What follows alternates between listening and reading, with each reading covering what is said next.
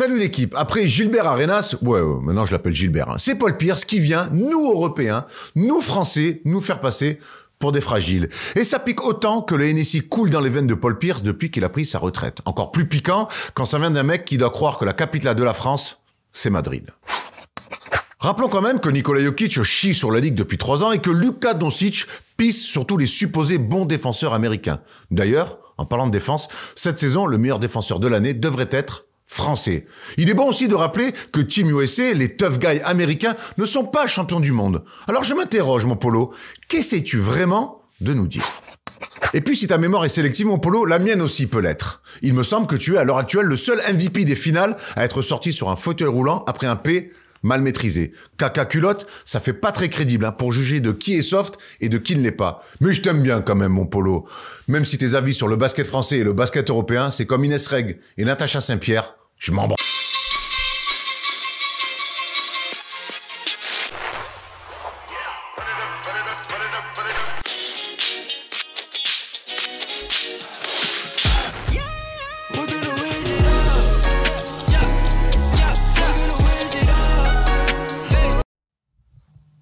Salut l'équipe, on est jeudi et le jeudi c'est le first day show. Qui sera en play-in? Qui sera en play-off? Qui sera MVP? Qui sera en vacances dans quelques jours? Certainement pas nous. Très heureux de vous retrouver pour un nouveau first day show avec mon duo, pas de saumon gravlax, mais mon duo de Thomas. Comment ça va les garçons? Oh, je serais pas contre là, un petit filet de saumon gravlax. C'est peut-être ça qu'on va manger après. Non mais surtout, je pense qu'un jour il faut qu'on se fasse un concept d'émission où on parle basket et on graille en même temps. C'est très compliqué hein, de manger en même temps. Alors, mais... on peut faire l'inverse, sinon on joue au basket et on parle de bouffe en même temps. Ouais, mais il a eu du mal. Mais jouer au basket en même temps. Non, c'était juste une blague, on va jamais faire ça. Bonjour Thomas Larocchi, j'espère que ça va. Une blague, c'est qu'elle soit marrante. Comment ça va ça démarre bien ici, je vois. Bonne ambiance. Toujours. On revient de Séoul 88, là. C'est Atlanta 96 plutôt. Non, c'est Séoul 88, je reconnais. Bon, vu ton âge, qu'est-ce qui t'arrive là? J'aime pas. Ah d'accord, très bien. Thomas, on va commencer avec une news. Tu es blessé. Le peuple veut savoir. Qu'est-ce que fin de saison, comment ça se passe? Tu vas pas pouvoir jouer le Final Four et défendre sur Clayton Clark? Ah écoute, à un moment, vaut mieux te blesser pour défendre sur Clayton Clark. C'est compliqué cette fin de saison. On a validé notre maintien là. Pas grâce à nous, hein, parce qu'on a appris 30. Mais c'est sûr que vous avez perdu 30 à moins que derrière nous, il fasse 4-4 et nous 0-4. C'est quasiment fait, on va dire. On a 4 matchs d'avance donc sur le premier relégable. Donc il faudrait qu'il fasse 4-4. En général, quand tu es premier relégable, à ce moment de la saison, on sait pas gagner. Mais on sait jamais. Et vous, il faudrait faire 0. Et nous, il faudrait faire 0-4. Voilà. Et donc, on a pris 30, pas bravo. C'est pas encore fait. Et un petit claquage au mollet, dernier quart. On dit cacage. Cacage. Donc voilà, écoute, ça a pété sur le mollet. J'ai pas fait de test, hein, mais je suis médecin un peu, j'ai fait quelques années de médecine. Combien de temps la disponibilité? J'ai regardé sur internet, c'était 3 semaines.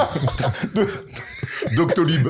C'est ça. Non, vraiment, j'ai regardé 2-3 semaines, ça va. Ça dépend si c'est une déchirure, du gras et tout. Ça va un peu mieux à la chante. Tu sais, moi, je récupère très vite, puis je suis capable de jouer blessé, ça me dérange pas. Ok, Michel Simès, on fait ça. Comment ça va, mon Toto, la forme? Ça va, moi aussi, je me suis fait un claquage, je suis revenu au basket, je suis content. Je me suis pas reblessé, parce que c'est ça, les trucs musculaires, là. T'as tellement peur de trop péter. T'es jeune encore, toi. Ouais, de moins en moins. Il est jeune, mais il a brûlé la vie par les deux bouts quand même. Donc il a fait 10 ans que je joue plus au basket. Ouais, c'est ça. Il a 34 ans officiellement, mais son corps, il a ressenti 76.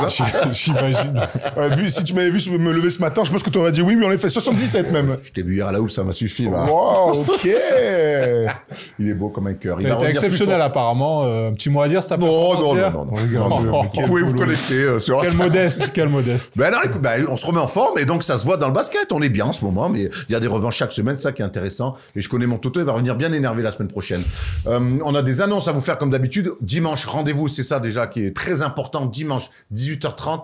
Barça, Real, c'est le classico.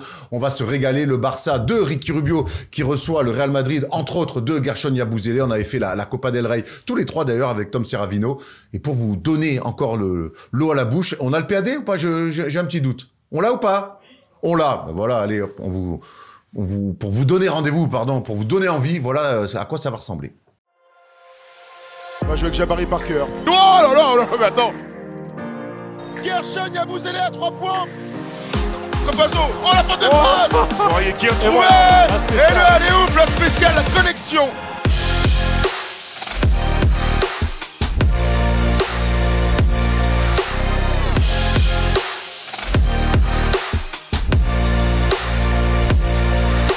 Un bon vieux Real Barça pour terminer le week-end. Rendez-vous dimanche 18h30 sur la chaîne YouTube et la chaîne Twitch. C'est évidemment gratos, les potos, soyez avec nous dans les commentaires. On va passer un super dimanche. On vous rappelle que toutes les émissions sont toujours et encore disponibles en podcast et ça marche de mieux en mieux pour le plus grand plaisir dans notre polo national. Demain, vendredi, le retour d'une émission qui vous tenait à cœur, le retour des émissions de Balin. Le foot est de retour sur First Team avec un nouveau nom. On vous dit rien. Donc, en tout cas, rendez-vous demain pour le retour de l'émission foot chez la First Team. On va se régaler, Thomas. Ouais, absolument. On va faire un retour européen puisqu'on va parler du PSG Barça de la semaine prochaine et du Marseille Benfica. Eh ben oui, c'est toi qui veux le dire. Moi, tu sais que j'ai pas le droit de le dire, sinon je brûle. C'est vrai. Okay, on fait 2 émissions, vendredi et dimanche pour les diffusions. Voilà. Très bien, donc soyez bien avec nous pour le retour du foot. On va bien se marrer avec un nouveau présentateur qu'on va lancer. Je vous cache pas qu'on est un petit peu ému. Hein. On l'a vu grandir, le petit, incroyable. Allez, le sommaire de l'émission, parce qu'on est quand même là pour parler d'abord de NBA, les news avec notamment le retour de Joel Embiid et la retraite de Rajon Rondo.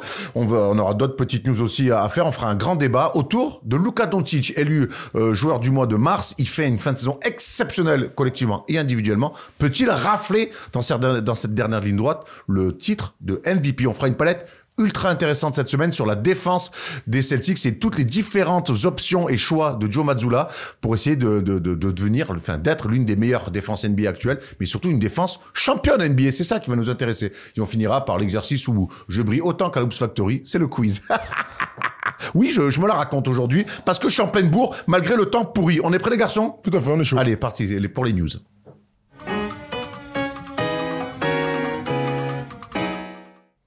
C'était pas prévu, mais on va quand même dire un petit mot d'un mec qui met 50 points NBA. Malachi Flynn qui a mis 50 hier avec les Detroit Pistons face à Atlanta. Ce matin, je me suis réveillé, c'est quand même un truc improbable, les gars, rapidement. T'as rafraîchi la page deux, trois fois. Voir un joueur comme ça, un petit peu random, mettre 50, bon, c'est la NBA d'aujourd'hui. Bah, ça prouve encore une fois, il tourne à 5 points par match, et on en a souvent parlé, même des 11e, 12e hommes, enfin, lui, il joue un petit peu, hein, mais ils ont tellement de talent, il y a tellement de talent NBA individuellement que sur des matchs comme ça, si on leur laisse un peu d'espace, surtout pour des shooters, ils sont capables de faire claquer, hein. Ouais, c'est clair. Le gars a été transféré 2 fois dans l'année. C'est un joueur qu'on connaît depuis pas mal de temps, qui a jamais eu vraiment sa chance. Il sort du banc. Ils sont menés de 20 points à Atlanta, qui est clairement une meilleure équipe. Il lâche 50. Donc je sais même pas combien il met, peut-être 25 ou 30 dans le... Un marron. Il a lâché un marron. Il a lâché un marron, le mec. Incroyable, sur un dernier layup. Il y a des grands joueurs qui ont jamais mis 50. Ouais, c'est clair. Complètement fou. Après, on sait que la fin de saison, il y a souvent des cartons. La stat, c'est que Malachi Flynn a mis 50 points avant Shai Gilgeous-Alexander, par exemple. Voilà. Tu vois. Ça, c'est incroyable. Ça, c'est des stats un peu folles. Bravo à lui, en tout cas. Bravo à lui. Allez, on va enchaîner sur les news plus officielles, parce que c'était pas prévu qu'on parle de Malachi Flynn. C'est le retour, notamment, de Joel Embiid. Ça, par contre, ça nous a fait parler. Retour, donc, après 29 matchs d'absence. Son dernier match, c'était le 31 janvier 2024. Et Joel Embiid, il est revenu avec des bonnes stats et une belle victoire, notamment, face au Thunder, Thomas. Ouais, ça, c'est la grosse info, hein. D'abord, qu'il puisse rejouer 28-29 minutes sur ce match-là et qu'il permette à son équipe de réenclencher, hein. On sait qu'ils ont vraiment galéré, les Sixers, ces dernières semaines, derniers mois. Il revient dans les spots qu'il aime, du mid-range, du pick and roll, très fort aussi pour provoquer des fautes. J'ai vu pas mal de gens être frustrés de revoir Joel Embiid provoquer des fautes, être bien sifflé par les arbitres. En tout cas, ça donne 12 sur 12 au lancer franc et une importance aussi dans la fin de match. Il fait interception, il court pour aller gagner cette rencontre. Important le retour à 2 semaines des playoffs. On s'en rapproche. Ouais, 2 semaines des playoffs. On se souvient, Thomas Laroukis, quand Joel Embiid se blesse, c'est une équipe de top de la conférence Est. Avec l'absence 29 matchs Joel Embiid, c'est devenu une équipe de play-in. Qu'est-ce que tu attends de cette fin de saison quand on voit, alors que là on voit le bilan avec et sans, qu'est-ce que tu attends de cette fin de saison et de cette post-season surtout des Sixers? Il faut qu'ils essayent de faire un petit run, surtout avec lui de retour. Et on connaît la NBA, on sait que contrairement en Europe, quand les mecs reviennent, surtout les superstars, c'est qu'ils sont à 100% en général, surtout les gabarits comme lui. Et là, c'est inquiétant pour la conférence Est. Hein. Ceux qui vont finir peut-être 3e, 4e peuvent se toper un Sixers au premier tour. À voir s'il arrive à continuer ses perfs, mais il m'a l'air plutôt en forme. Maintenant, à lui de retrouver le rythme sur la fin de saison pour tout démonter en play-off, mais c'est inquiétant pour les autres équipes. C'est clair que les Sixers, se taper les Sixers au premier tour, ça serait quand même pas cadeau. Hein. Pour l'instant, ils sont 7e, donc il y a un play-in à jouer a priori. Mais t'as raison, hein, t'es 2e, ça peut être Sixers, Bucks, premier tour des playoffs. C'est ce qu'on a envie de voir. Et les Bucks, quand ils jouent comme ça, des outsiders un peu poil à gratter au premier tour, ça leur va pas très bien. On a essayé de se projeter hier dans l'émission Clutch, pardon Thomas, dans l'émission Clutch sur à quoi pourrait ressembler la saison des Sixers en playoff, tout quoi, les Sixers en playoff, je vais y arriver, pardon. Et puis la discussion a un petit peu dérapé avec Rémi Reverchon hier sur Clutch. Et en play-off, est-ce qu'il va être capable de vaincre aussi le signe indien? On sait qu'en play-off, quand même, c'est pas là où il a montré les meilleures choses. Exceptionnel commentaire. C'est une rêve de boomer total. Ah ouais, complètement boomer. Les jeunes, on va vous perdre, mais Embiid en play-off, c'est Jim avec Nadia dans American Pie. Oh là, gros. Allez, hop, ça c'est t-shirt demain dans le First Day Show. L'une des meilleures scènes de l'histoire du cinéma. Meilleur, moi j'appelle ça, j'avais bien l'aide, je vais pas te mentir. Nadia qui a fini avec le Sherminator. Tout à fait. Tout à fait. Et les gamins. T'as un petit air au Sherminator. On va bien faire contrairement. Je te déteste. L'insulte. Elle est sortie du fond du Non, mais Charminator. Oh non, attends. Terminator, il est terrible, gros. Non, mais d'accord. Wow. Ah, ce bon vieux Sherminator qui arrivera à ses fins quand même. Hein, et j'en veux toujours à Jim, énormément. Ah, clairement, d'avoir laissé faire ça, c'est terrible. C'est un crime contre l'humanité, Sherminator. Mais bon. Chacun doit avoir sa chance. Lui, il a eu sa chance. Il a saisi. Bravo. Quand on a comme ça, on tombe sur le bon public, on peut, tout est possible. Qu'est-ce qu'on peut imaginer comme plafond de verre à cette équipe des Sixers? On peut leur en mettre un d'ailleurs? Non, aucun. Hein. Si Embiid revient à 100%, voilà, il y a eu des joueurs qui ont pris des minutes, qui ont pris confiance aussi pendant son absence. Kelly Oubre notamment, et Nicolas Batum aussi qui a montré qu'il était encore bien présent. Il y a eu, en son absence, l'arrivée de Kyle Lowry, l'arrivée de Buddy Hield. C'est des joueurs qui n'ont pas joué avec Joel Embiid.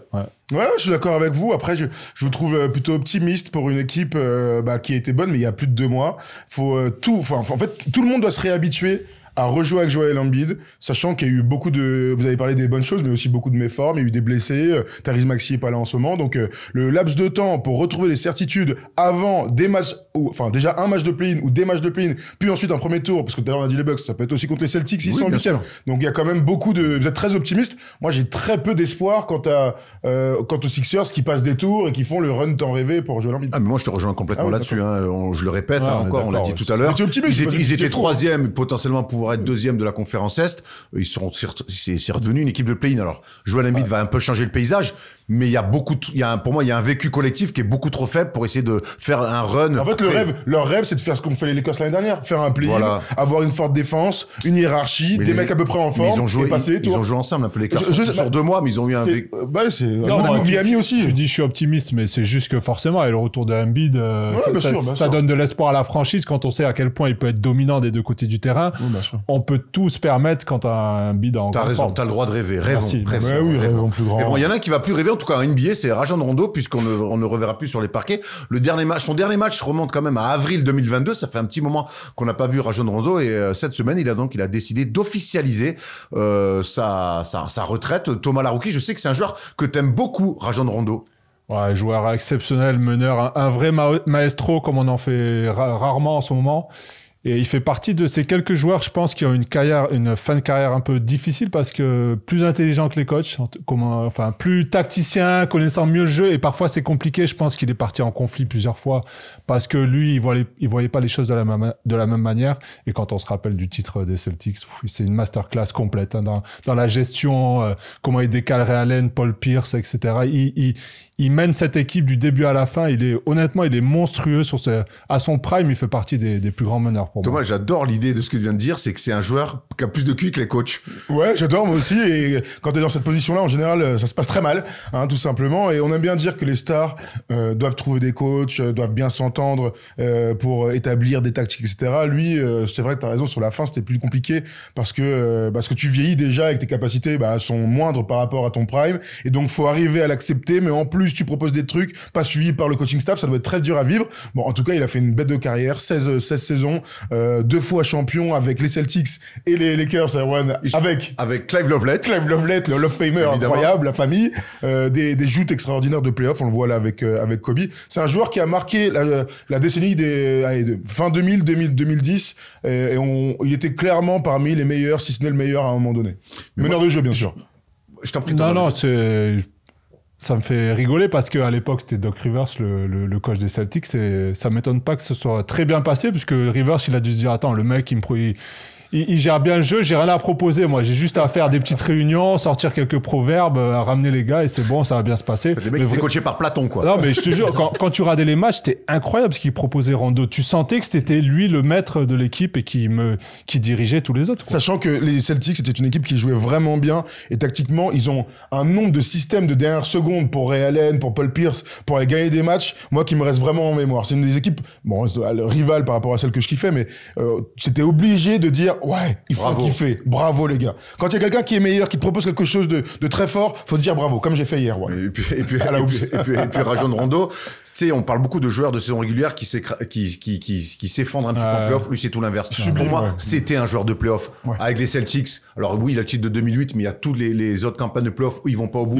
Il est quand même magnifique. Le run de 2010, il est incroyable. Il y a aussi, on se souvient avec les Pelicans associés à Drew Holiday quand ils éteignent McCollum et Lillard, c'est fantastique. Le run qui dure malheureusement que 2 matchs où ils font bégayer Boston, ils mènent 2-0 quand il est à Chicago. Voilà, c'est aussi un joueur qui se sublime en playoff et qui sublimait les équipes en playoff. Donc voilà, Rajon Rondo, bravo pour ta carrière. Hall of Famer, bien sûr. Futur Hall of Famer, on en doute pas une seconde, comme la transition est toute faite, comme Vince Carter et Chauncey Billups qui, Thomas, risquent d'être sont dans le balotage favorable cette saison. Normalement, ce seront eux. Hein. Vous savez que vous y avez des candidatures. Tu peux être first ballot, donc sur ta première tentative pour y aller. C'est pas encore officiel, mais bon, c'est Shams qui l'a dit, Woj, etc. Donc normalement, c'est plutôt safe. 2 joueurs aux carrières différentes. Hein. Ils vont être intronisés pour deux trucs différents. Billups, on peut commencer pour faire l'affiliation avec Rajon Rondo, un des meilleurs meneurs de la conférence Est, MVP des finales.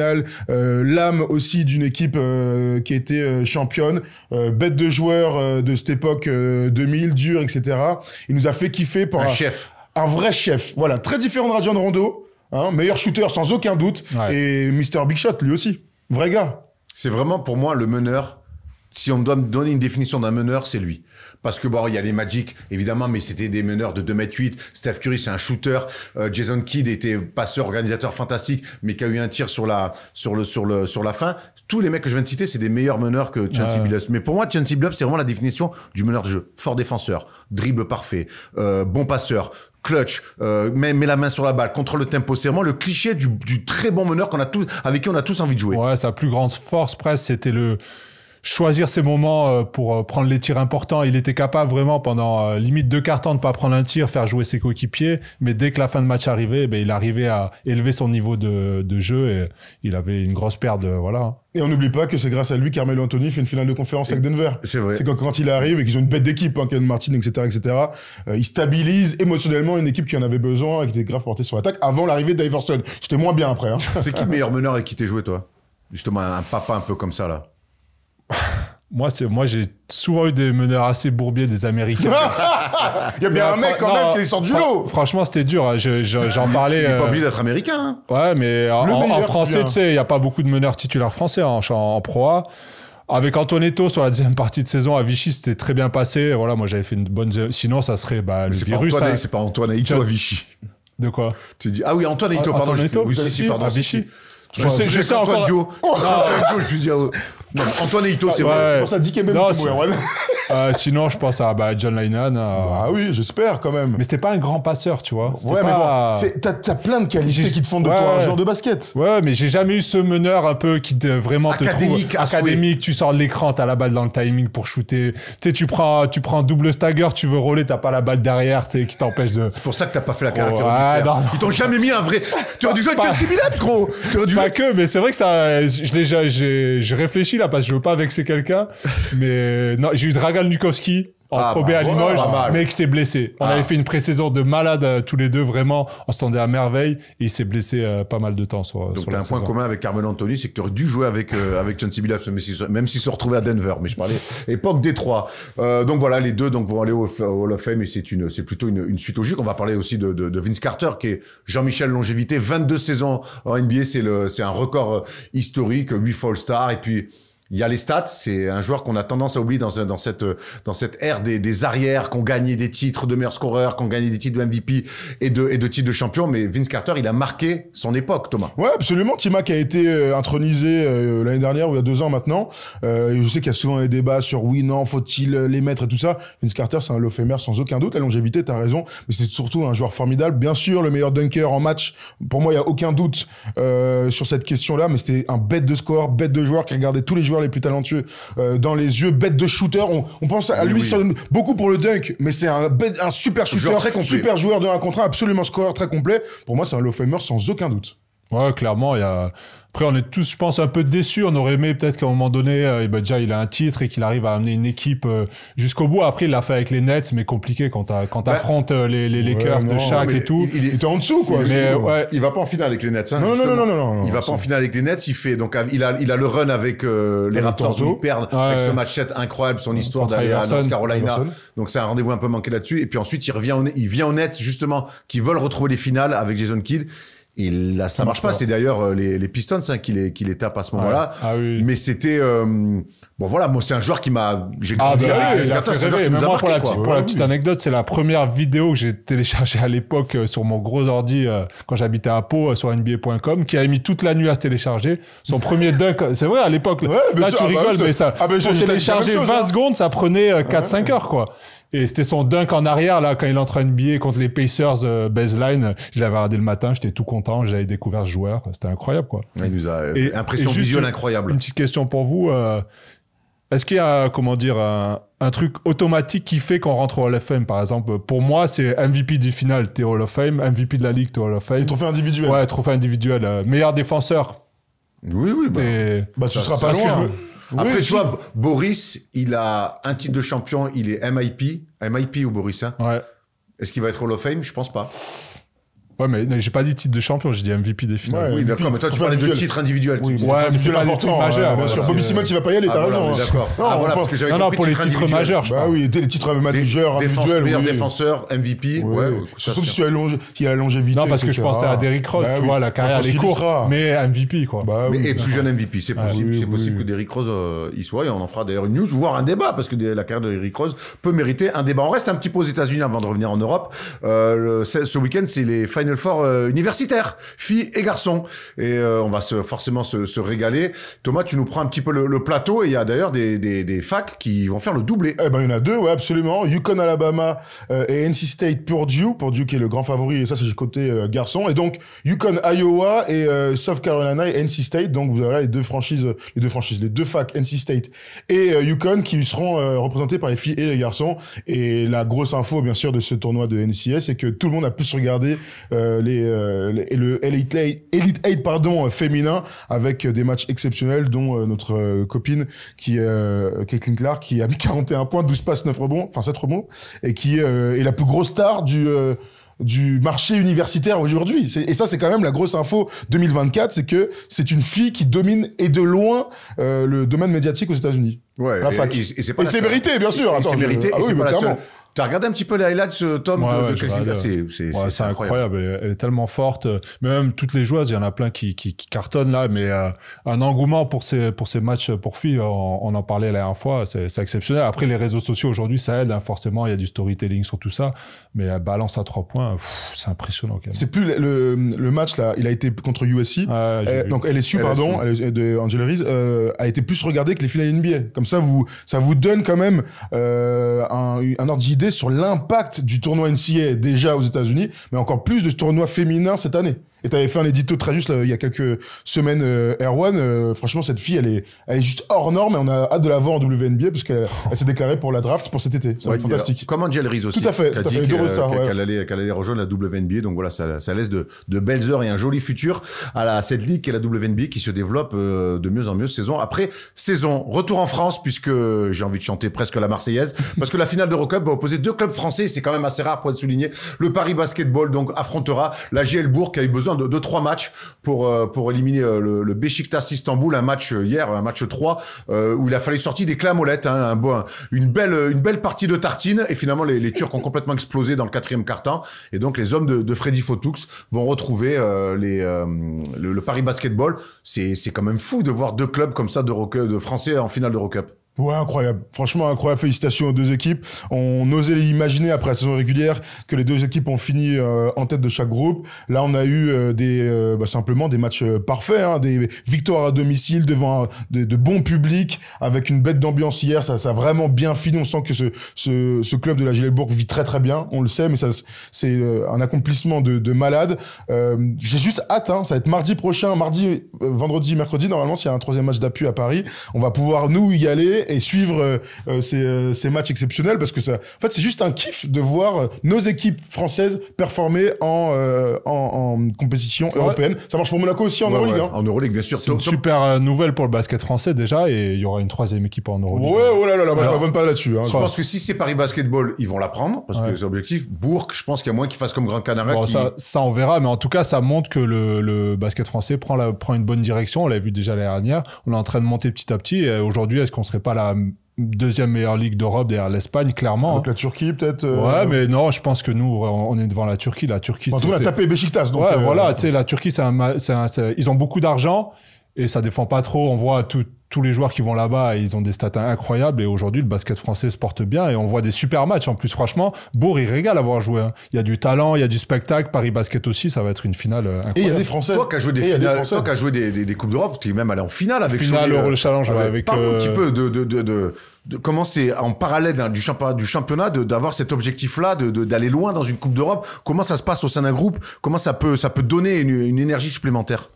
Bah forcément, nous on est content quand on est joueur, ça évite de s'entraîner trop, parce que t'as 2 matchs par semaine, t'as beaucoup de récup, c'est plus des révisions de système, après tu te maintiens un petit peu. Et après, c'est vrai que t'as cette excitation, surtout que nous à l'époque, on n'était pas bien classés en championnat avec Cholet, mais par contre on cartonnait en Coupe d'Europe avec Nando De Colo, Rodrigue Beaubois, avec Kevin Séraphin. On avait une sacrée équipe. Et on était arrivé jusqu'à cette finale. C'était pas prévu à la base, mais petit à petit, on a gravi les étapes et on s'est aperçu qu'on pouvait aller jusqu'au bout. Et après, c'est une aventure humaine aussi exceptionnelle. Tu vas dans plein de pays, tu vas en Ukraine, en Lettonie, dans des villes que t'aurais jamais visitées. Et puis t'arrives là en finale. On a joué à Bologne. C'était une salle de 10 000 personnes dans l'arène là. Il y avait Earl Bokins en face, tu vois. Il y a des beaux joueurs comme Rashad Griffith. L'intérieur là, un gros bien sûr. Keith Langford aussi à l'aile. Voilà, c'était des énormes équipes et franchement, c'est des super souvenirs. Est-ce que t'es obligé de segmenter, tu vois? Il y avait vraiment un discours, une équipe à la Coupe d'Europe et une autre pour le championnat, ou bon, ça se mélangeait quand même un petit peu? Non, ça se mélange, ça va tellement vite, t'as pas trop le temps de réfléchir, tu sais, tu prends les matchs les uns après les autres, comme on dit, et voilà, mais t'es content, tu vois. Après, c'est fatigant, mais quand c'est bien géré avec le préparateur physique, quand la récup elle est bonne, par contre, t'as 0 jour de repos, hein. Pendant un an, t'as pas le dimanche, t'as pas un lundi, c'était 7 sur 7. T'es soit au match, soit à l'entraînement, soit dans l'avion, quoi, en gros. Soit tu fais de la récup, soit t'es dans l'avion, t'as vraiment 0 jour pour le coup. Je sais pas si c'est très légal, mais t'as 0 jour. Avec ce que tu gagnais, franchement, je vais réfléchir, je vais peut-être faire un petit procès. Ce sera pas le premier. Non. Bon, tu parlais de 0 jour de repos, et en tout cas de prendre les matchs les uns après les autres. Il y en a un qui prend les matchs les uns après les autres et qui les prend plutôt bien. C'est Luka Doncic qui est exceptionnel en ce moment, mais peut-il shipper, comme on vous l'a demandé sur les réseaux sociaux, le titre de MVP cette saison?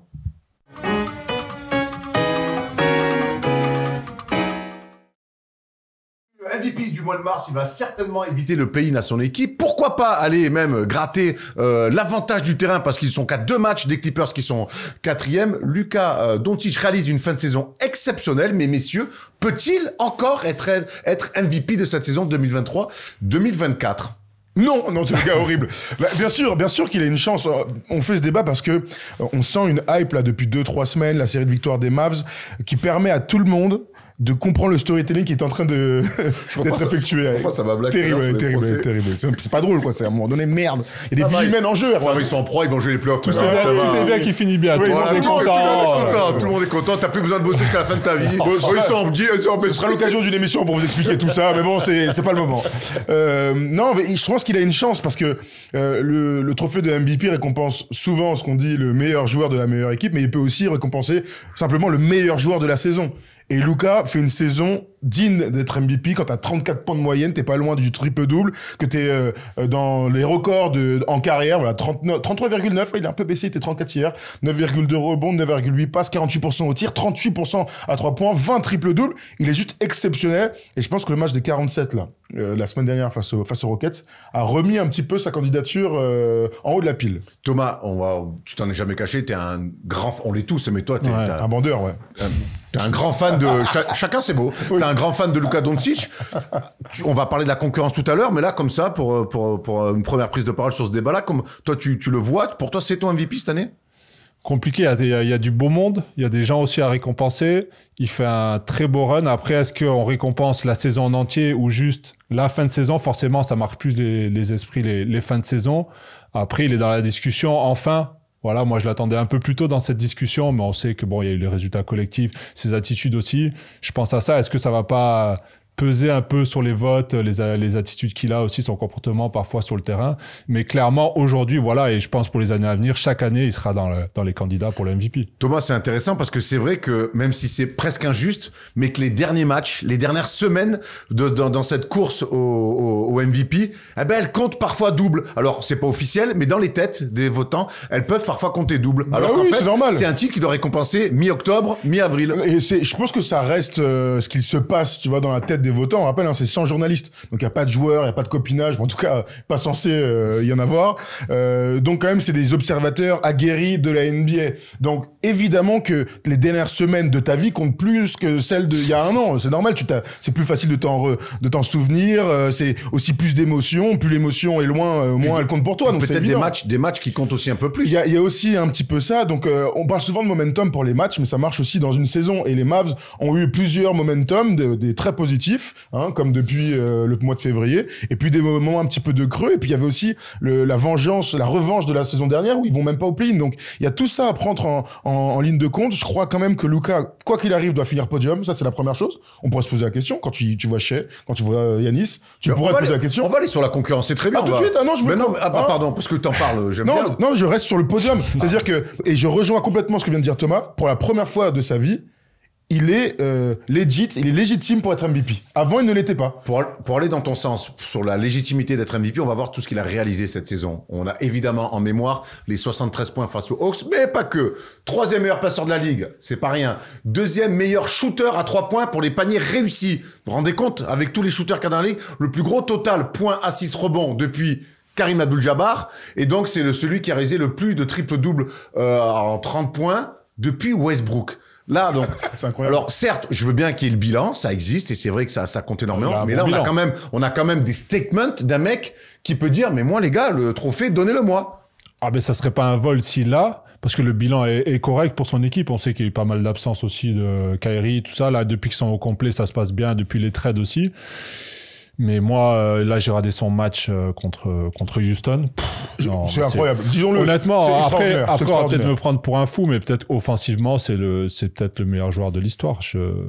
Oui, il se positionne là-dedans, toi. Vraiment. Quand je le vois jouer, il n'y a aucune solution pour l'arrêter. Il shoot à 3, il shoot à 2, il shoot à un pied, il shoot sans les pieds, limite, sans sauter. Il shoot à la cuillère. Il shoot à la cuillère. En pénétration, il est trop fort. À la passe, il est trop fort. Tu peux pas le trapper. Il trouve toujours la bonne passe. Vraiment, sur chaque action, il trouve une solution. Soit il fait une passe d'ess, soit il décale le mec qui va faire une passe d'ess, soit il va au lancer franc, soit il marque. Tu sais qui c'est c'est incroyable. Tu sais qui c'est qui dit quasiment pareil que toi?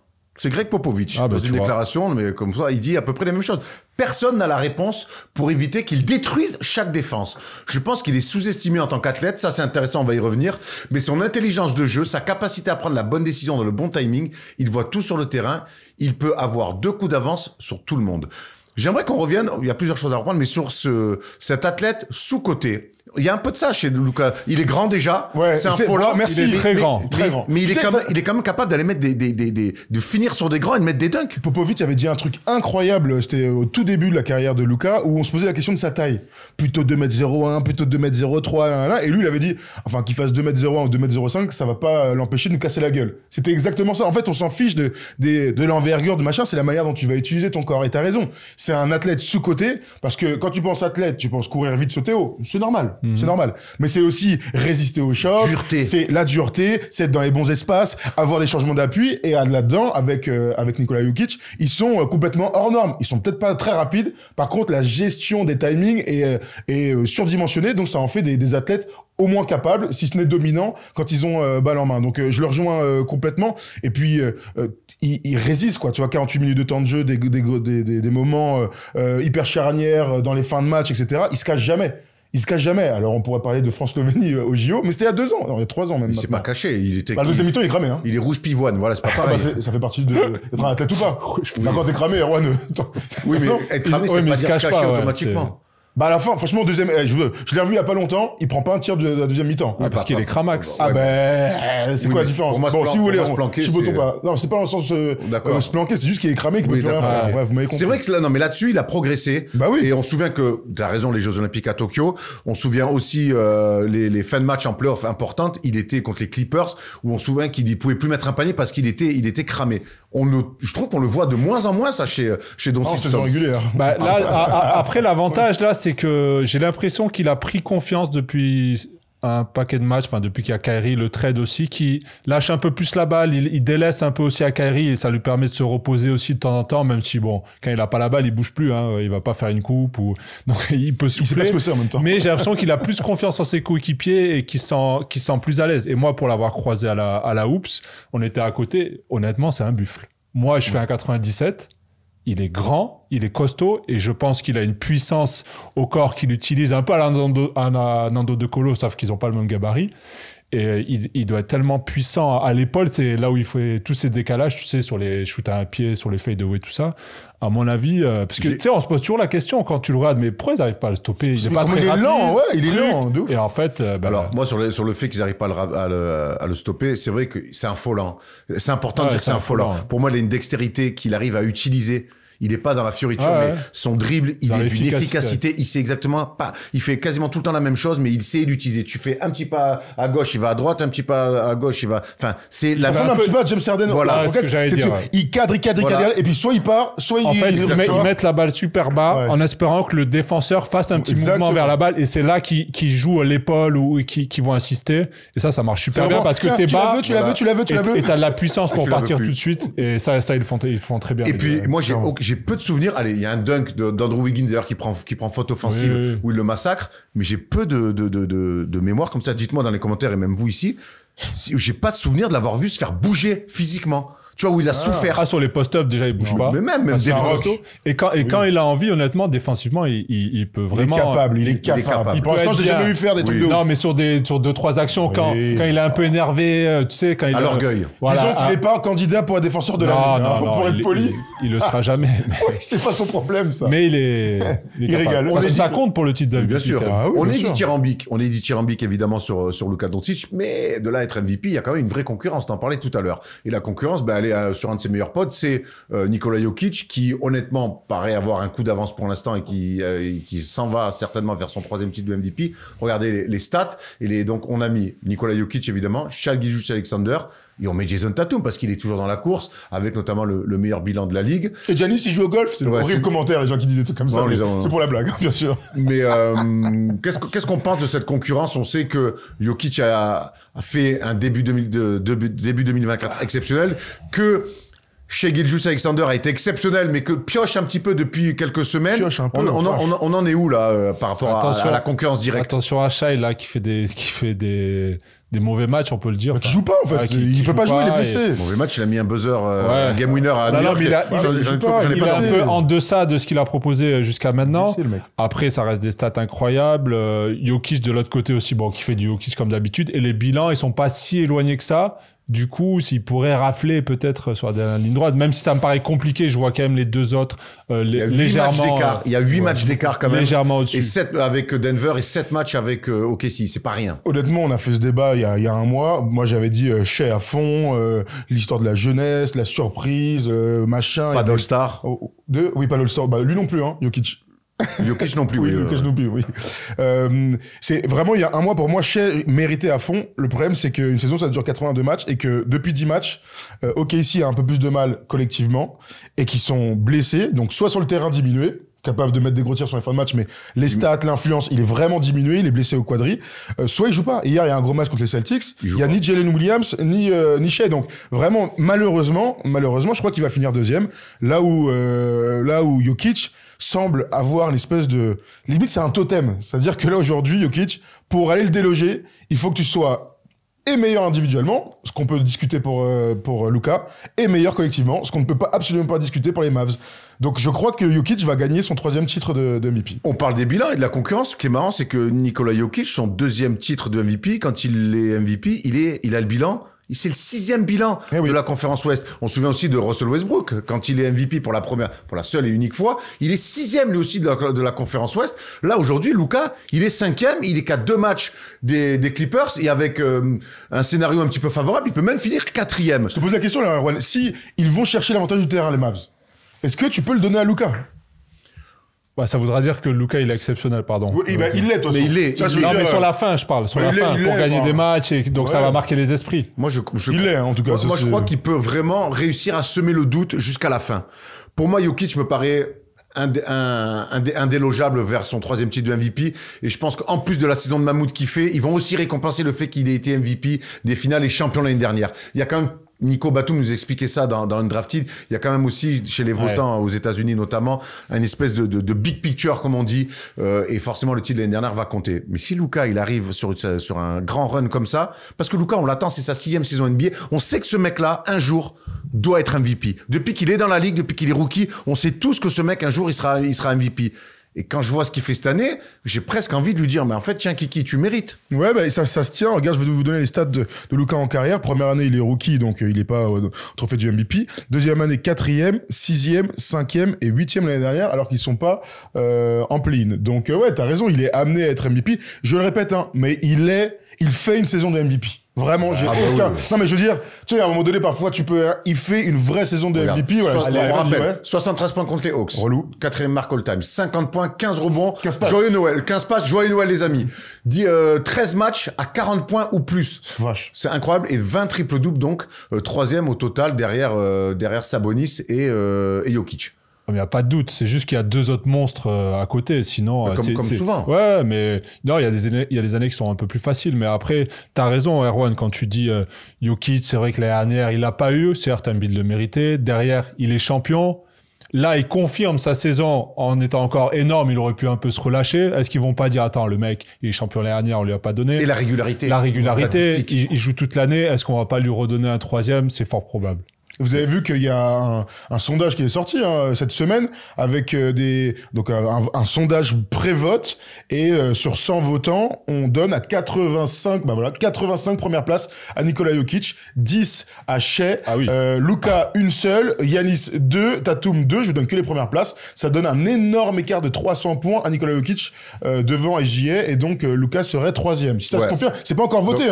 Si on se fie à ce tableau, il y a un 400 mètres à faire et Luka il paraît qu'un tour de retard. Et vu qu'il n'y a qu'un tour à faire sur 400 mètres, ça paraît compliqué de le rattraper. Surtout pour Luka. Ouais, surtout pour Luka. Vous vous souvenez du dernier MVP des Mavs? C'est facile. Dehors, quelle année? 2007, bravo. Ça ferait pareil un 2e titre de MVP chez les Mavs en une quinzaine d'années, un peu plus de 15 ans, c'est pas rien. On parle de ses stats, mais il y a aussi l'impression visuelle, cette dominance. On a l'impression, il fait partie de cette race de joueurs, j'aime pas ce mot-là, mais là j'ai envie de le dire, ce joueur racé pour dire je domine le jeu. Ça, plus que les stats, c'est assez rare quand même de voir ces joueurs-là comme ça dire à un moment donné, c'est mon match, c'est mon moment, vous pouvez plus rien faire. En ça, pour moi, il ressemble à LeBron. C'est-à-dire qu'il est très grand, il joue meneur et il décide d'absolument tout sur le terrain. Donc, bien sûr, je pense à LeBron des Cavs ou LeBron des Lakers où le jeu, quand il est sur le terrain, tu peux jouer que d'une seule façon. Lui avec la balle, du pick and roll, du 1 contre 1. Il a réussi, Thomas l'a bien dit tout à l'heure, à laisser un petit peu de place à Kyrie Irving. Je sais pas si vous avez vu cette stat passer, mais Luka est le meilleur marqueur de toute la NBA sur les premières mi-temps. Kyrie est le meilleur marqueur de toute la NBA sur la deuxième mi-temps. Donc c'est bien la preuve qu'il y a un semblant d'équilibre entre les deux, et c'est ce qui nous fait penser qu'ils ont une chance d'aller loin en playoff cette année. Il n'empêche que tu as raison de dire que c'est un joueur de race, c'est-à-dire qu'il fait absolument tout bien. balle en main, machin. Enfin, on va parler off-ball, mais balle en main, il peut tout faire, tout décanter, des passes de génie. Il nous régale même sur les avant-matchs à tirer du haut du panier. Là, vous avez vu contre les Warriors la dernière fois, il y a le concours de 10 000 terrain avec Steph Curry. Tu sais, c'est un amoureux du jeu. Et c'est un joueur. Ouais, c'est un joueur compétiteur. C'est le Ronaldinho du basket, quoi. Il fait tout bien. Ouais. Après, on verra si ça dure longtemps. C'est sa force, mais aussi sa faiblesse en même temps, parce que je pense que dans la concentration, les routines en playoff, c'est un step au-dessus. Est-ce qu'il va être capable déjà physiquement de supporter toutes ces séries si jamais il passe des tours? Et on sait qu'il est capable de faire des cartons en playoff. Et moi, il y a un gros bémol sur lui. Alors, ça peut paraître anodin, mais c'est son pourcentage au lancer franc. C'est inquiétant pour un joueur de son niveau parce qu'on sait qu'il va avoir des lancers francs en fin de match sur des séries. Même. Comme le Bron. C'est parce que c'est un mec qui est, pour moi, qui est pas concentré, qui joue un peu à l'instinct. Il a pas de routine, je pense. C'est un mec qui doit pas s'entraîner spécialement à ça. Et vraiment, enfin, tu t'en parlais de ses échauffements d'avant-match. C'est un peu, un peu le cirque. Oui. Il shoot de partout. Et quand il arrive au lancer, tu le sens, il est fébrile. Hein. À chaque fois qu'il shoot, il finit pas très bien. C'est très tendu. Et ça peut jouer des tours aux Mavs en playoff. Hein. Il y a une autre info. J'espère qu'elle rentrera pas, en tout cas, dans la course au MVP. C'est que Luka pourrait prétendre au plus gros contrat NBA, passer devant Jalen Brown dans les mois à venir. Ouais. Bon, ça, on imagine que ça ne rentre pas dans la course au MVP, mais c'est aussi avoir un statut. À un moment donné, être dans sa carrière, être le joueur le mieux payé de la ligue. Alors, on sait que d'année en année, de toute façon, chaque fois, il y a des gens qui passeront devant. Mais être le joueur le mieux payé de la ligue à un moment donné, bon, c'est aussi un statut à avoir. Et c'est normal. Et ça me choque pas que ça soit Luka. Non, c'est sûr. Il a joué donc 65 matchs, 66 même peut-être maintenant. Donc, il est éligible au NBA et au MVP aussi. Et donc, ça lui permet d'actionner l'année prochaine, en 2025, ce chiffre complètement dingue, de 346 millions de dollars sur 5 ans. On rappelle que Jalen Brown a prolongé pour 304 millions de dollars avec les Celtics l'été dernier. Ça en ferait le plus gros contrat de l'histoire. Ça en ferait aussi le premier joueur à 80 millions de dollars sur une saison. Alors, bien sûr, dans longtemps, hein, on serait pas loin de 2030. Enfin, ça paraît très très loin. Mais voilà, oui, t'as raison. En termes de statement, t'es potentiellement le meilleur joueur. T'es pas encore MVP, mais tu pourrais signer ce contrat-là. C'est quand même mieux s'il l'est, hein, MVP, au moment où il signe. Tu m'étonnes. On va prendre 2 commentaires, justement, parce que comme chaque semaine, on vous a demandé sur les réseaux sociaux, est-ce que Luka Doncic pourrait shipper le titre de MVP? Shipper, arrête de shipper. Est-ce que Luka Doncic pourra faire la même chose? Je trouverais ça un peu injuste qu'il paie pour son bilan, alors qu'il est clairement moins bien entouré. C'est même la définition d'un joueur valuable, avec peu de moyens. Quand même, hein, il bonifie des coéquipiers, un talent individuel qui tue. On dirait qu'il joue avec une équipe de N3. C'est important de le dire aussi, il a pour moi la meilleure équipe qu'il a jamais eue depuis qu'il est en NBA. Hein. Oui, clairement. C'est important de dire. Son numéro 2, c'est Kyrie Irving, rien que ça. Le principal problème pour Luka, c'est la concurrence. Un Jokic peut rivaliser en termes de stats en avant. En ayant le meilleur bilan. Si Dallas arrive à aller chercher l'avantage du terrain et que Denver loupe sur la fin de saison et finit troisième. Ouais. Le débat serait plus équilibré, mais c'est peu probable. Belle lecture en tout cas. C'est trop loin ce truc. N'hésite pas à me faire une passe, ça marche bien la semaine dernière. J'aime bien les prendre les trucs. Non mais on aime bien quand c'est bien lui aussi. Moi, si je peux réagir sur le roster. C'est vrai qu'il a pas une équipe de fou. Il a Kyrie en deuxième. Après, ça marche plus pour moi, ça. C'est bien, mais c'est pas non plus. Ça marche pas. Ok. Et sur les bilans, après, moi, ça me choque pas. 5-6 défaites, victoire de plus. Sur 82 matchs, moi, je vais vous dire, Denver, aujourd'hui, on prend le roster, tout le monde va dire, ah ouais, mais lui. Oui, parce qu'ils ont rendu ces joueurs oui, comme ça. Oui, aussi. Quand Aaron Gordon, il vient, c'est un poulet sans tête d'Orlando. On dit, oula, il va jamais y arriver. KCP, c'est un super bon joueur de complément. On l'a vu avec les Lakers. Mais ils ont réussi à en faire. Mais là, tu parles que du sac majeur. Mais après, il y a un banc. Hein. Et là, pour le coup, les Mavs, ils sont au-dessus, non? Mais moi, il me semble. Ah ouais, moi, je pense que c'est aussi un collectif et un projet de transformer des joueurs moyens, corrects ou voire moins que ça en des joueurs références. Il les a amenés en finale de conférence avec des Maxi Kleber à l'intérieur, des Dwight Powell. C'est pas ce que je suis en train de dire, Thomas. Je suis en train de te dire que quand je vois Denver qui est champion, c'est un excellent exemple pour Dallas, c'est qu'ils ont transformé des joueurs qui aujourd'hui sont des références pour aller gagner des titres.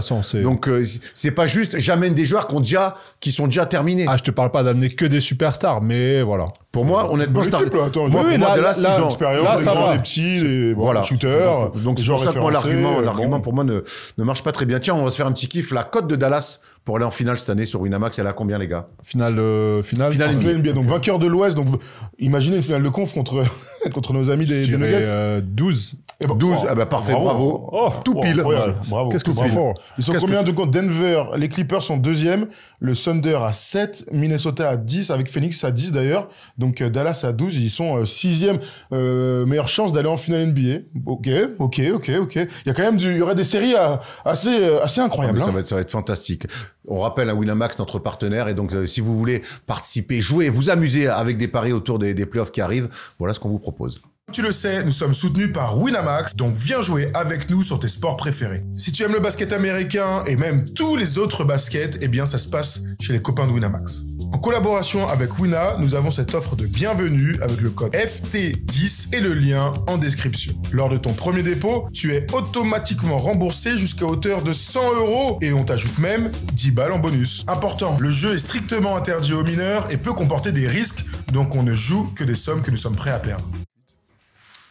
Alors, puisque Thomas, on est en train de parler, de débattre de qui sera le MVP, on a une nouvelle à vous annoncer. Je suis très content de cette, cette nouvelle chose. Qu'est-ce qu'on propose à nos gars qui nous suivent? On va interagir enfin avec vous. Oui, si on veut. C'est la première année où on va donner des trophées First Team. Alors quand tu dis des trophées First Team, c'est Michael Scott qui fait ça avec Dunder Mifflin. Exactement. On va élire le MVP de la saison, tous les trophées que vous connaissez. On a rajouté aussi le joueur le plus kiffant de la saison et le joueur le plus décevant de la saison. Donc ce sera à la fin de la saison régulière, justement comme tous les awards. Ce sera la semaine prochaine. On vous mettra un lien, vous pourrez participer et ensuite on se fera une libre antenne. Gordon Awards. Pardon? Gordon Awards. Gordon Awards, tout à fait. Et on pourra comme ça donner les trophées. Donc si vous voulez voter pour Luka Doncic MVP, il faudra voter en masse pour lui. Et comme ça, on pourra lui envoyer un mail en lui disant bravo Luka, t'es MVP en France. Il sera content, je pense. Ah, il sera ravi, il sera ravi. Donc voilà, la semaine prochaine. Suivez bien nous sur les réseaux sociaux. Je suis très content qu'on fasse ça cette année. Tout le monde pourra voter, d'ailleurs. Nous tous, évidemment. Et puis on débattra de ça aussi. On regardera les résultats dans la libre antenne, certainement. Pas de bon first day show sans palette, parce que si, pas de palette. Pas de palette.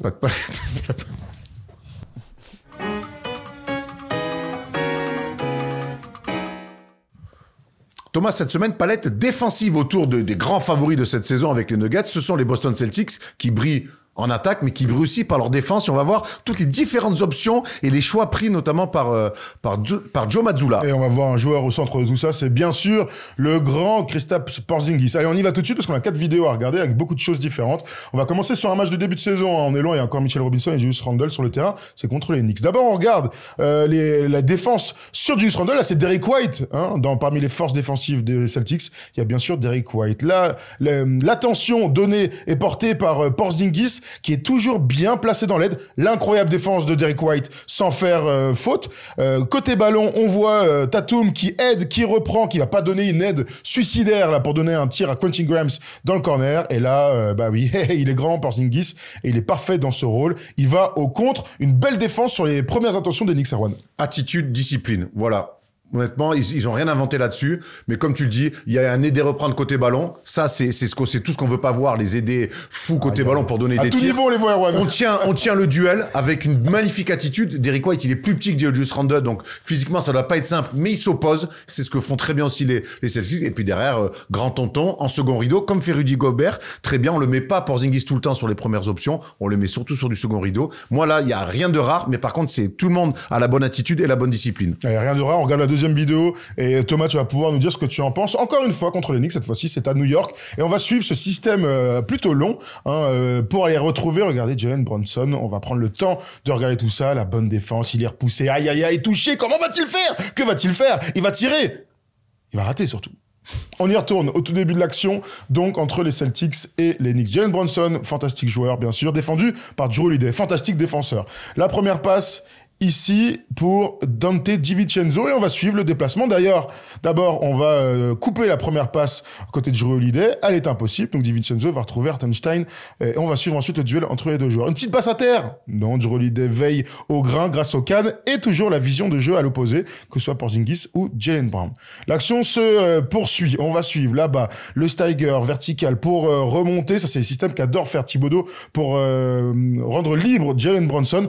Et on voit l'attitude et même le courage, la réduction de distance si tu veux, pour aller embêter le main à main, et Jrue Holiday va permettre à son équipe de défendre plus que 8 secondes. Ils sont loin du panier, très très loin. Une dernière défense avec Porzingis qui sur le drop coverage va être malin. On voit l'aide des joueurs Brown et Derrick White, et le tir que peut mettre bien sûr Brunson, mais il est sous pression de l'horloge des 24. Ça donne une très bonne défense, une très longue et très bonne défense des Celtics. Tu en penses quoi, Thomas, de tout ça? Encore une masterclass de Holiday qui fait mine de rien, c'est une défense classique. Il suit dans les écrans. Voilà, il se laisse pas prendre. Moi, ça me rend ouf quand les mecs, ils rentrent dans l'écran en espérant, je sais pas, transpercer le mec, peut-être, je sais pas. Le seul truc que tu vas faire, c'est prendre du retard. Là, tranquillement, il le suit derrière. Forcément, tu peux faire cette défense quand t'as confiance en tes coéquipiers parce que sinon, c'est impossible. Et là, après, il le suit bien avec le grand Porzingis derrière. Tout est bien fait à la perfection. C'est pour ça que les Celtics sont là aujourd'hui. Ce qui est intéressant dans cette défense-là, et on l'a vu tout à l'heure aussi, c'est qu'ils touchent les mecs. Défendre, c'est toucher. Et là, on voit Jrue Holiday, il le touche, Jalen Brunson. Et puis, ce qu'on voit, c'est qu'ils sont responsabilisés sur leur duel. Ils changent pas à outrance. Joe Mazzulla l'avait dit dans le podcast de JJ Redick. Il veut pas, lui, changer à outrance. Parce que, finalement, changer à outrance, quand t'as une cascade d'écrans ou plusieurs écrans qui s'enchaînent, change. Et en fait, t'es jamais, et là, tu ne touches plus les gens. Et finalement, ça devient du changer pour mettre à l'aise le défenseur. C'est pas ce qu'on veut. Là, il y a un vrai challenge qui est relevé par Jrue Holiday, qui va, encore une fois, je dis, toucher. On défend collectivement, mais on reste dans son duel et dans son match-up. Et ça, moi, je trouve que c'est très intéressant. C'est important d'avoir des joueurs comme ça, des équipes qui disent les gars, Brunson, je vais le suivre. Restez sur le qui-vive. Voilà, moi, je m'en occupe. Je vais bien défendre. Les autres sont là. OK, bon, il va faire le taf. Nous, il faut qu'on soit là pour lui si jamais il y a un écran, tout ça. Et on voit qu'ils ont tous confiance les uns aux autres. Et on peut ajouter à ça que Jrue Holiday, c'est de la lecture aussi. Il connaît exactement le système qui est annoncé. Il sait qu'il y a une première passe, il la coupe. Il sait qu'il y a un backdoor, il la coupe. Et il sait aussi que ça va remonter. C'est aussi ça, les bons défenseurs. Allez, troisième action qu'on va regarder ensemble. On va changer un petit peu d'équipe déjà. Et on va regarder les choix de Joe Mazzulla, les trucs qu'on aime bien, les petits sur les grands et la bataille intérieure. Allez, on y retourne. Donc, dans le début du match, là aussi, c'était en début de saison avec Tyrese Maxey et donc Joel Embiid. Tyrese Maxey est donc défendu par Derrick White. On regarde encore à l'opposé, Porzingis, loin du ballon. Les ailiers sont plutôt, peut-être pas en overplay, mais pro de leurs joueurs. Et c'est bien Jrue Holiday qui défend sur Joel Embiid et il va l'embêter. Là, les petits, le centre de gravité, il passe devant. Il est là avec les bras et ça bataille. Et on voit Joel Embiid qui regarde de l'opposé. Parce que ça, c'est travail à l'entraînement aussi. On essaie si la première passe est battue, de remonter à l'opposé. On voit Porzingis qui donne beaucoup d'aide.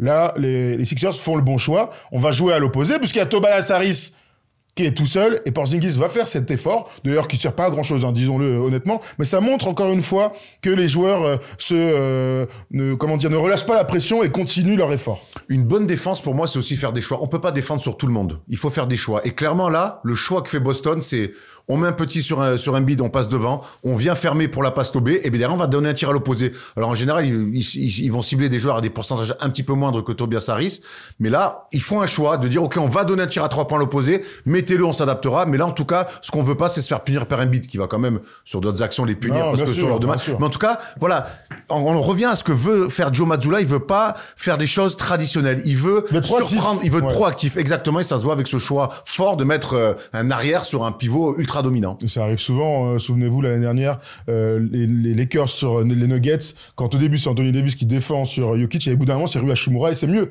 parce que si t'as un deuxième qui peut venir en aide, en plus un bon contreur, ça peut tout changer quand il y a un mec qui vous détruit. Dernière action, et là on change complètement, on va aller sur une zone presse. Regardez, incroyable, en NBA, c'est quand même vachement rare de voir ça. On est contre les Knicks une nouvelle fois et on va dérouler cette action qui est plutôt bien attaquée de la part des Knicks jusqu'à ce que Julius Randle ait la balle. Tu nous manques, Julius. Allez, on y retourne parce que c'est la défense qui nous intéresse sur cette action. On va dérouler jusqu'au bout. Bah oui, avec un beau tir. Julius Randle est toujours pas revenu. C'est incroyable. Il arrive. Il est terrible. C'était le début de saison, ça. Ouais, il était encore dans ses mauvaises attitudes. On regarde donc, Quickley va remonter la balle et c'est Pritchard qui défend très très haut. Sam Hauser aussi qui vient faire une petite reprise à deux, et on regarde bien sûr toujours la recherche des triangles et des carrés lorsque vous défendez ou même attaquez. Quickley va essayer de battre son adversaire. Il ne peut pas, bien sûr, en dribble, puisqu'il y a deux joueurs face à lui. Impossible de passer. Il driblote. Et la défense suit le joueur. Le but, c'est pas forcément d'intercepter. Toujours ce losange là, un petit peu, ce carré un petit peu difforme pour défendre. La bonne passe de Quickley, qui est à noter, clairement. C'est le bon choix, puisqu'il est tout seul. Ça me tue.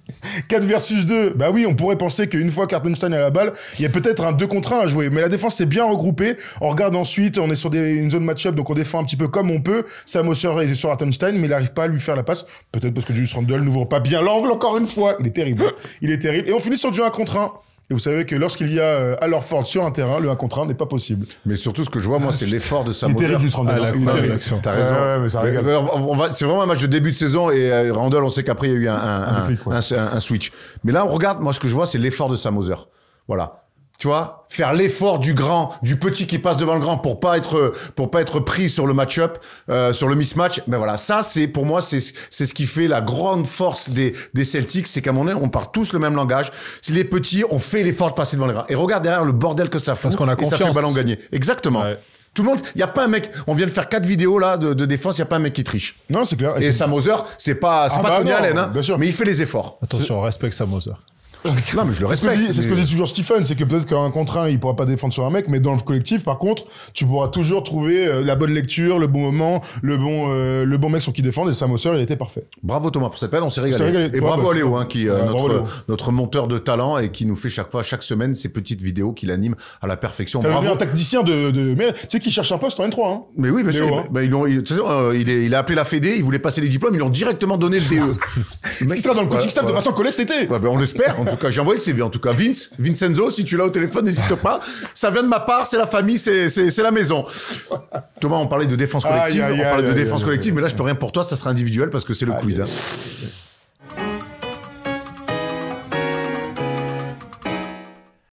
Allez, qui dit fin d'émission dit quiz, et qui dit quiz dit suspense énorme. Ouais, Acteur. L'acteur, la tête, Non, parce l'acteur que- d'en fait entrer l'accusé alors. Hein. oui, j'ai des dossiers. Non, il y a un gros suspense autour du MVP, mais aussi autour du MVP du quiz. Cette vrai. année, j'ai vu les votes. Pour l'instant, c'est Erwan qui est devant. Ah bon? Vote du public. C'est pas moi? Toi, Sid, t'es dans autre. 1% dans les sondages. Mais tu peux créer la surprise aujourd'hui, mon Thomas. Quelques questions de rapidité, comme d'habitude, pour se mettre en jambe. Et le qui suis-je? Allez, go. On est bien, question de rapidité, ça va vite du tac au tac. C'est parti. Quel rookie a joué le plus de minutes cette saison? Chattelgram. Tettelgren. Peut-être un graine. Un partout. Citez-moi un joueur Peut-être un graine. autre que Westbrook et Jokic qui a gagné le MVP sans atteindre les 50 victoires. Wow. Ah, Il y en a 13, hein. Donc, Ah ouais, d'accord. dans les vœux, Ah. il en reste 11 quand même. Kobe. Kobe, non, c'est jamais arrivé. Putain. Oh, c'est dur, ça. J'ai aucune Il idée. y en a 13 en plus, ça fout la haine. Hein. 50 victoires? Ouais, moins de 50 victoires. C'est vieux. Iverson. Non, il y a du récent. Il y a du récent. Très dur. Il n'y avait pas de Iverson, je peux vous donner. Il y avait... Steve Nash? Non, il y avait Joel Embiid qui l'a fait. Il y avait LeBron James qui l'a fait. Il y a Moses Malone 2 fois, Karl Malone, Bill Walton, Kareem Abdul-Jabbar, Bob McEnroe. NBA, quoi. Bravo les gars. Ouais. Allez, on se relance avec quel joueur a tenté le plus de lancers francs sur une saison? James Harden. Harden. Cette saison, pardon. Ah, cette J'ai mal lu, saison. mais c'est Harden. Bien joué. Un C'est point aussi bonus. Harden Non, cette saison par contre. Embiid? Sur une saison, c'était évidemment. Embiid, non, il a raté trop de Ah, matchs. il a Non. raté trop de matchs. LeBron, non. Un mec qui va beaucoup sur la ligne. Sans blague. Je crois l'indice cata. Un Bon, mec qui va. Non, et qui est pas faux au lancer d'ailleurs. Lucas? Non, c'est Giannis Antetokounmpo. Ah ouais, on est nul. Quel joueur le plus de points en sortie de banc cette saison? Malik? Hudson. Monk? Malik Monk, bravo. Ah bah oui, Malik Monk. Malik Monk. Oh, bâtard. va. À qui Oh, Tyrese bâtard. Haliburton a fait le plus de passes D dans sa carrière? Tobias Harris. Miles Miles Turner. Turner. Hein? Non, Non, Tyrese De'Aaron Haliburton. Fox. Ah ouais, De'Aaron j'ai Fox. J'ai n'importe quoi. Non. gros. Sabonis? Sabonis. Bah, du coup... Buddy Hill. Buddy Hield. Sabonis. Qui a fait le plus de passes décisives? Ah oui, c'est ça qui est incroyable. Qui a fait le plus de passes D en carrière à Kevin Durant? Marbury? Westbrook, bien sûr. Oh putain, j'étais à Qui a fait le plus de passes D en carrière à Kobe? Derek Fisher. Derek Fisher, ouais. Allez, il en reste 2. Donnez-moi un Hall of Famer que LeBron a battu en finale NBA. Duncan. Tim Duncan, bien sûr. Il y avait aussi Ginobili et Tony Parker. Et le dernier, quel coach des Wizards? Ansel Junior. Non, Ça, il c'est est Junior. non, c'est plus lui. Ah bon? Non, il est monté dans les bureaux là, putain. Randy Whitman. Oh non. C'est un mec qui est dans le kiff. C'est Brian Keefe. Voilà. Mais c'est nul. C'est nul. nul. Brian Keefe. Il s'appelle Brian Keefe. Ouais, Et donc l'indice, c'est un mec qui est dans le kiff. Ouais, ouais. Bah, ça peut expliquer les résultats aussi. Hein. Ça peut expliquer C'est un des beaucoup de pires choses. quiz qu'on ait jamais fait, je préfère vous le dire. Vous avez pas été très bon dans la Ouais, mise en c'est marche. deux fautes, t'as raison. On part sur le T'étais meilleur au quiz géographie capitale tout à l'heure. Hein. capitale de Costa Rica. Madagascar. De Madagascar. Antananarivo. Ouais. Imbattable là-dessus. Imbattable. Grâce à Jérémy. Hein. On la révise pas mal celle-là. Allez, je suis né le 10 novembre 1987. J'ai donc 36 ans, je suis pas vieux. Et je ne suis plus sur les parquets NBA après 14 saisons, sans jamais avoir gagné de titre. Mais, commençons par le commencement. Je passe par la fac, 2 saisons. Laquelle? Arrête, Erwan, laisse-le. viendra plus Tu nous tard. stresses là avec tes trucs. De 2 ans à la fac. 2006 à 2008. Oh la vache. Et je me présente à la draft 2008, où je serai sélectionné au premier tour. Je débarque dans une franchise à l'Est. Je donne pas plus d'indices. Ah ouais, d'accord. Je resterai là-bas 4 saisons, devenant titulaire au fil des années, une chose très rare dans ma carrière. En 2010-2011, je tourne à 14 points et 6 passes, et mon nom ressort parfois pour le MIP en 20. En 2012-2013, je pars de cette franchise qui m'a drafté, qui d'ailleurs depuis a changé de nom, pour débarquer chez les Pacers. Ok, qui a changé de nom, ok. Al Jefferson. Non. Fuck. Après avoir secondé Raymond Felton en début de carrière, je suis désormais le backup de Georgie Lalamen. Je fais partie de la belle équipe des Pacers et de son run de Jamal 2013. Tinsley. Non. Et de Attends, son je run tente. de 2013 jusqu'en finale de conférence. Une défaite en 7 matchs face au Heat et un trade dans la foulée pour moi. Ah, je l'ai. Oh là là, il le dit pas, le mec, il l'a pas dans sa bouche là. Je finirai par m'y habituer. Mais oui. Il vaut mieux puisque de 2013 à 2016, je vais jouer dans 5 franchises différentes. À noter mon beau passage à Chicago en 2014 où je joue 30 minutes DJ en moyenne. Augustine. DJ Augustine, ça part Et ici. pourquoi il veut pas sortir ce Bravo, con? J'ai Erwan. que lui en tête. J'ai que lui en tête. Sûr, on est mal. Il veut pas te sortir. Ça, c'est une victoire. Ah, j'en ai marre, vas-y. Ça, c'est une victoire à la Mannschaft. Tu vois, tu subis, t'es là, et puis bon, tu le trouves tranquillement. Maîtrise, expérience. pression. Expérience Oui, du sujet. Didier Augustine, parfait. J'ai que lui en tête. Quelle fac? Texas, hein, comme ça, Texas, pour les c'est- amoureux, comme ça. Avec Picoré, à Picoré. À picorer un apéro comme ça. D'ailleurs, on va aller prendre l'apéro parce que ça va te redonner le moral. Allez, Détruire. Me détruire. Prends pas les couilles. on se calme. Non mais arrête, On met Augustine, il sort pas de ma bouche. dans le micro, s'il Parle te dans le plaît. micro. Comme Mia Khalifa, on parle dans le micro. Bon, bah, Elle fait des fait un podcasts. podcast. Elle fait des podcasts. Et voilà, c'est pour ça. Elle fait des Comment tu podcasts. fais, Erwan? Elle fait C'est bien la haine. tu mets jamais le son, perso. Embrasse-moi, grand fou. Merci Thomas. Merci. Tu reviens quand tu veux. Tu reviens, c'est C'est là. quoi la semaine prochaine? Parce qu'apparemment, t'es un habitué ou... Ah, écoute, je me prépare pour les JO là. Ça y est. Ah voilà, parce que tu seras avec, Attends, le gars, il m'a fait une phase tout à l'heure. J'ai envie de le tu gifler. seras avec Non, nous non, pour les vous êtes JO. drôles. Les deux, vous me dites pas la même chose. Donc, on fera une réunion à 3, ce sera plus simple. Hier, j'ai appris qu'on allait faire des émissions le matin. Non, mais lui, il me raconte des trucs du soir, l'autre le matin. On va faire donc, les deux. Ah, mais je savais pas. Alors, sans trahir de pour ça secret, que je te dis. sachez qu'on va être là tous les jours pendant les JO. On va parler de basket midi, soir, enfin tout le temps. Donc voilà. Oui, on est là. Il a pas envie de bosser. Il m'a dit qu'il savait. Il m'a dit qu'il allait se rendre en vacances. de Léon. Ah, vas-y, faut pas prendre. Duplex de Léon, frère, déjà, il n'y a pas d'internet à Léon. Ils ont mis la fibre depuis 2 ans. Arrête. Oh, tu es fada ou quoi? On embrasse les parents la Rookies d'ailleurs. Ouais, oui. Et on veut venir à Léon. On a envie de se faire un grand week-end First Team à Léon. On en fera un. Ah, C'est promis. Qu'est-ce qu'on est bien là-bas, bord piscine. Allez, Erwan. Hein. Allez, Allez. On passe à autre À chose. demain, huis clos. Oh là là. Demain. T'as balancé le nom de l'émission de foot parce que c'était une surprise. Ouais, il fallait Ok, rester d'accord. jusqu'au bout. Voilà. Bravo à vous. Et le présentateur, bah, ça sera Tom Serravino qui sera promis meilleur que sur le quiz. Oh ouais, regarde, ça envoie tout. Et ça- Regarde. et ça- Incroyable. ça montre à quel point il va être excellent parce qu'il est très bon sur le quiz. va Demain, falloir qu'il bosse, quand oui, même, on va parler PSG, on va parler Marseille. Ça sera dimanche. On va se régaler. On est ravis que l'émission foot revienne. Merci à Polo, merci à Léo, merci à Imen, merci à Jérémy qui a pas amené de cookies aujourd'hui. Donc Merci à lui. Convocation dans le bureau. Et pas merci à la maman de Léo. Faut arrêter. Alors, Faut arrêter. La maman de Léo, faut arrêter de nous envoyer des grandes boîtes de Haribo. Il y en a 3 hier, on en a détruit une en, je pense, 2 minutes 30. Moi, je mange pas des carottes râpées et du poulet pour manger des bonbons l'après-midi. Erwan, Voilà. ça, tu peux pas avoir le corps de stripteaseur cet été dont tu rêves et manger des Haribo. Magic Mike, frérot. Allez, à lundi.